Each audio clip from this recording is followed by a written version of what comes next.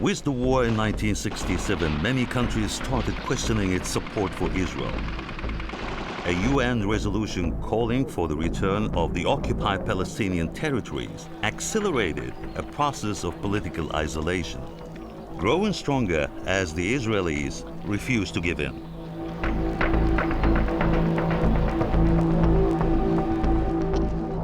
At the same time, an organized Palestinian resistance was taking shape. The Israelis turned to a country it had long counted on for friendship, South Africa. And so, in the 1970s, a more extensive economic and military relationship evolved. Surprisingly, or maybe not, the Palestinians also had friends in South Africa. Just when the PLO began its armed resistance, they found support in the ANC, the black movement fighting apartheid. One man found himself squarely in the center of this historic irony, a Jewish South Africa-born communist who fought with the ANC against the white regime. A man who later, as a cabinet minister, advised Hamas, thereby earning scorn from Israel and some of his Jewish countrymen alike.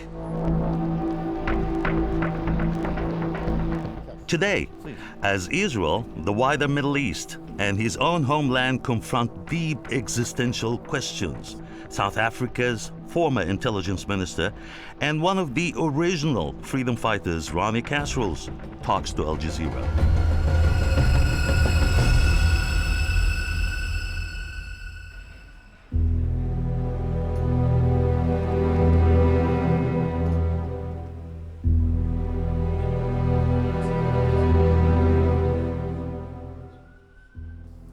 In Ronnie Kasrils' home in Johannesburg, plenty of pictures capture the life and times of this radical opponent of apartheid.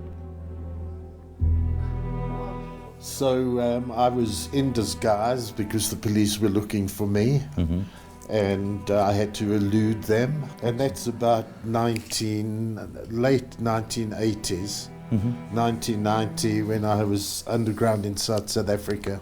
You were still armed and dangerous? If you like, yes.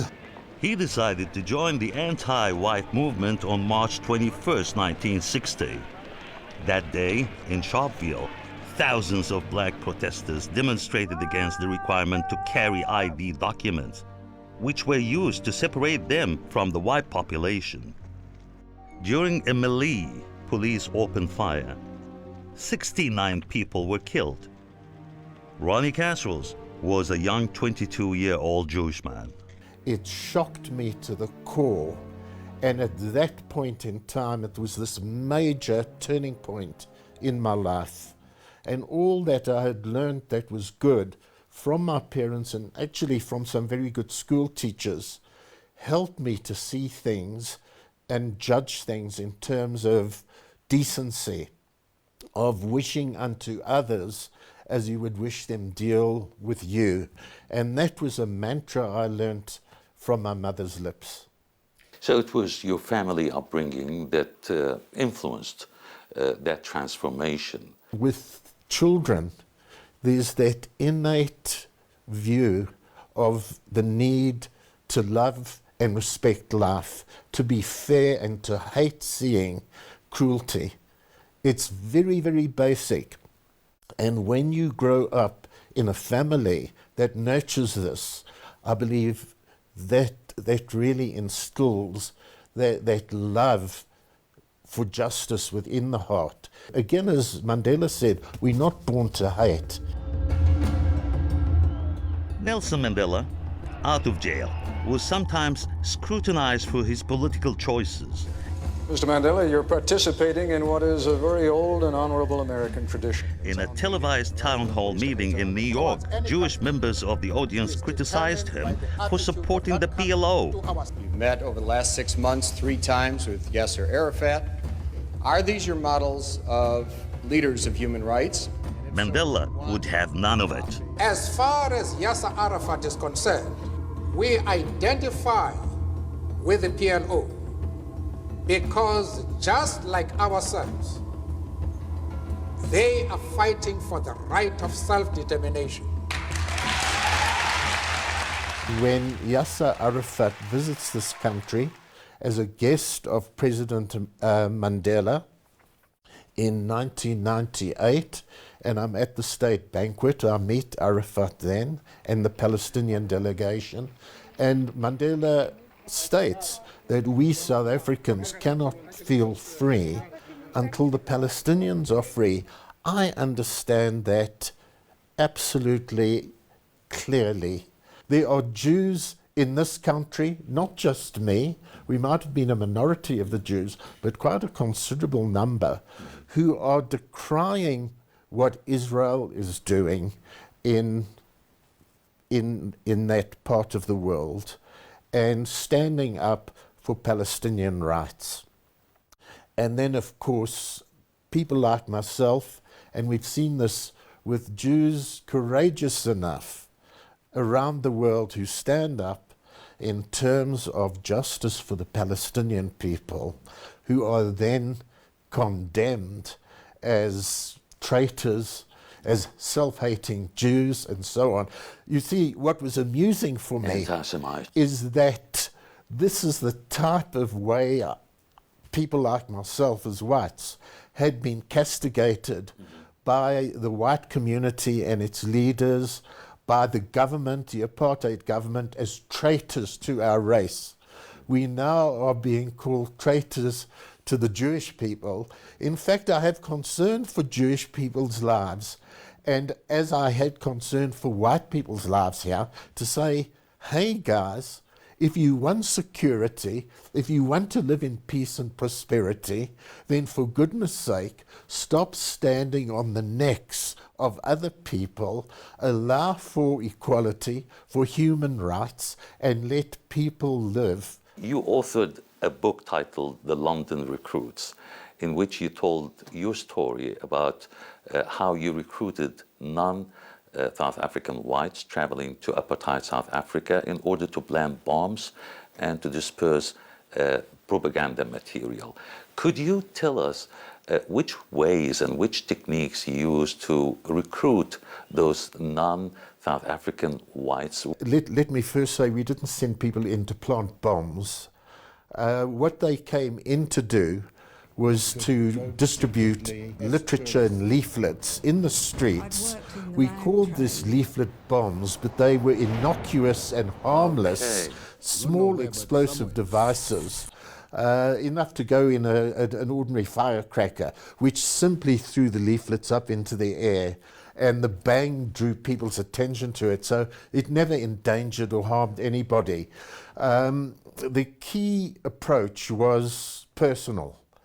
It was open in the sense of not false flagging or pulling in people under false pretenses. It was approaching people who I came to know, who were students at universities, and in the main were young communists and trade unionists in Britain from various countries, by the way, but living in Britain, who were prepared to pose as tourists coming in to disseminate the ANC and Communist Party leaflets in the way that we've referred to. I didn't author the book. I wrote an introduction for the book, which was edited by one of the recruits. In 2004, when Yasser Arafat's headquarters in Ramallah were under attack by Israeli forces, Ronnie Kasrils traveled to the compound. You were in a meeting with Chairman Arafat. A few years later, he was at it again, this time traveling to the West Bank and Gaza to meet with Hamas. What do you think of Hamas? Well, it's resistance. And I'm a full supporter of Palestinian resistance. Whether it was Al-Fatah or the Popular Front and Hamas, in terms of their struggle, similar to the South African one, led by the ANC, in which I participated, which was a just war, an armed struggle for the liberation of our land, started by the Palestinians under Arafat in the mid-1960s. Where we had our misgivings would be in the use which Hamas went into at some particular stage of simply blowing up civilians, whether at a wedding or in a restaurant. We constantly, in our experience, came to see this was counterproductive. We lost the moral high ground, a struggle does in that sense, and it's wrong strategically.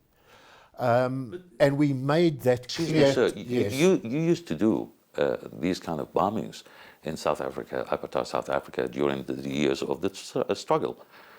I mean, you planted bombs here in apartheid South Africa, so it was something similar to what many of the Palestinian factions are doing or have been doing. Where some of our people did plant bombs in restaurants, but we immediately stopped that. We came down on that. We made it very clear that that was not our approach, not the method we would use. Personally, you visited Hamas and the besieged Gaza Strip. Yes. Did you ever advise Hamas leadership on how best to resist and how best to win the hearts of the West? Indeed, very much so, and I found them extremely receptive. I had long discussion with Khalid Mashal in Damascus, and the people with him there, and with the leader in Gaza, Ismail Haniyeh, and both of them, with their aides, were extremely interested to know and understand, firstly, our experience as South African liberation fighters and our view of their armed struggle. Ronnie Kasrils says he advised Hamas not to target civilians. What was their response? The Hamas people? Yes. Well, I can't say, but I did notice, if one looks at the activities that they were directly involved in, those particular suicide bombings by Hamas people, of going into wedding receptions and restaurants, I didn't see those happening post that time. They stopped, As intelligence minister, Kasrils broke off official regular contacts with his counterparts in the Israeli spy agency, Mossad, thereby severing an element in the overall structure of relations that has been built between the apartheid government in South Africa and Israel. One of the first writers in the region to study that relationship was an Egyptian, Abdel Wahab al-Misiri. Dr. Abdel Wahab al-Misiri at the time described it as an organic relation between the two systems. Did the findings of Dr. Abdel Wahab al-Misiri ever touched you or affected you, influenced you? In a very deep way, and I'm extremely privileged to have met this great man. I came to read his writings and saw how advanced he was in the comparisons between apartheid South Africa and apartheid Israel. We compared the relationship, how close they were, and this term organic, bearing in mind, and as he showed through the development of Zionism into the State of Israel, by the way, from the time of Herzl in 1896 in the Zionist conference, right through to 1948, through to 67, through to the Intifada number 1 and 2, and into the 21st century. And with it, his very close study of the unholy alliance, as we would call it, as we did call this here, the ANC, called the Israeli Apartheid South African Alliance, the unholy alliance in which we saw throughout the apartheid era Israel coming to the support of South Africa, apartheid South Africa, and vice versa. Israel helped South Africa develop its very advanced arms industry. It helped South African apartheid create 7 nuclear devices. Talk about the concern of the device from Iran in terms of their safety. They showed no compunction, no concern or responsibility in terms of putting nuclear devices in the hands of an apartheid monster that was threatening the very lives of all the African people of this entire region. So his studies brings this out very, very clearly. And that's the aspect of that, the close ties, the organic nature of both apartheid systems is how it consumes from the superstructure to the basic infrastructure, the economy, and through to teaching, education, ideology, religion, the government, the philosophy, everything. It's so organically tied, the nature of racist doctrine of apartheid, and we see how this has happened organically within the Zionist state as we saw this happen in South Africa. Having had extensive contacts in the Middle East, Kasrils believes an Israeli plan to move Palestinian refugees to Sinai is dangerous and will backfire. Do you think this plan is viable? They don't know what they're dealing with. They don't realize that there are people at the root of everything, and that human beings are not sheep. They are not cattle. They like to think so, like the Nazis once did, putting people into cattle trucks, like the Israelis did in 1948 and later, with the Nakba and the ethnic cleansing and so on, and like others do, like apartheid did here. But in the end, the people rise up to this and against it. And the Palestinian people, in my view, it's not just the Arab Spring, of the way in which the people of the Middle East, of North Africa, people of all over the world, see through these lies and devices ultimately, and will resist and will rise up. So if there's anything that would be inclined to blow the whole situation apart in the faces of Netanyahu and his ilk, would be a move of that kind. And the Arab leaders who want to go along with this should really think twice and think about their own history and what has happened to feudal regimes or to monarchs and emperors who think you can play that game, because they will burn themselves in the process.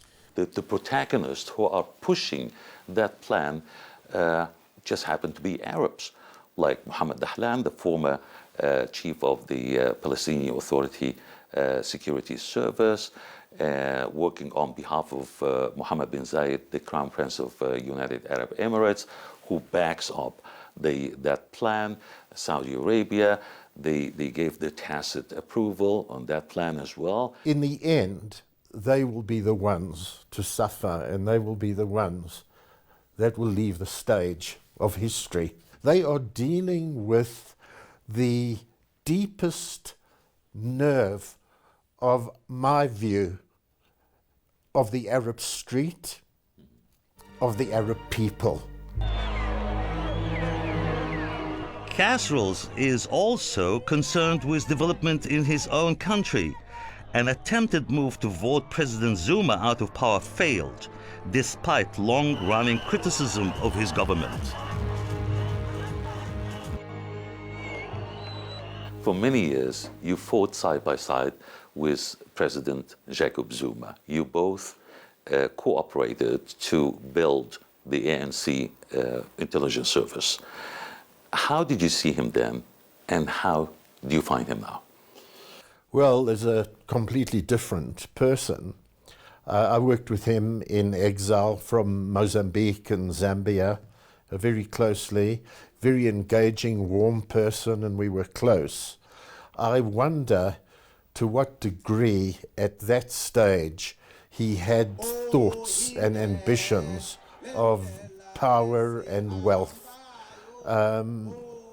because the behaviour from the moment he came back into South Africa, right from the very start, 1990 or so, was the acquisition of favours from benefactors, and it just grew and grew, got out of proportion. He became deputy president of the country. He was dismissed by President Mbeki because of his relationship with a corrupt advisor. There were so many other scandals, including a rape allegation, which found him not guilty, but his actual power behaviour over a young woman was something which absolutely outraged the populace of this country. By the way, you knew that girl personally. I did indeed. Or her family. We knew the family. He was very close to the family and the young girl, as she was, in exile in Swaziland. But there were so many other scandals that have affected him and then caused such disrepute to the ANC and the government. And I can only relate this to what happens all too often with people who come to power and misuse power. I remember in one of these elections rallies back in 2004, I listened to Mr. Jacob Zuma when he was saying, addressing the public, that we are going to rule until the second comeback of Jesus. Is this the kind of mentality and philosophy of revolutionaries when they come into power? How wrong he was, and how right you were when he said we will rule to the second coming of Christ. Any revolutionary says that they're entitled to stay in power forever. That immediately means that they're no longer revolutionaries. They're despots, they're dictators. And when Zuma said that we will rule until the second coming, it showed that he was no Democrat, he's no revolutionary. He's behaving as though it's the Lord Almighty who anoints you, as was the case with the feudal and absolute monarchs of this world. 35 votes from the ANC. One of Zuma's chief critics is a former ANC member himself, Julius Malema. He is now running a campaign to transfer economic power, including property, from the white population to the black. A program Kasrils thinks needs to be taken seriously. How do you see the future of ANC? The key issue isn't simply the political power that was created under democracy with universal franchise from 1994, and where the ANC managed to achieve political power, but where economic control and power in this country was not really affected in the most fundamental way. And that is the key to the future, that we've got to change the economic relations of power in this country. That's why the trade unions, the working class and the forces on the left for socialism are very important. If they unite, then it's possible even to save the best elements within the ANC. If they don't, then the future could be very dire indeed. Mr. Kasrils, thank you for talking to Al Jazeera. Pleasure. I have spoken about freedom in my lifetime. Your struggle, your commitment, and your discipline has released me to stand before you today. Africa!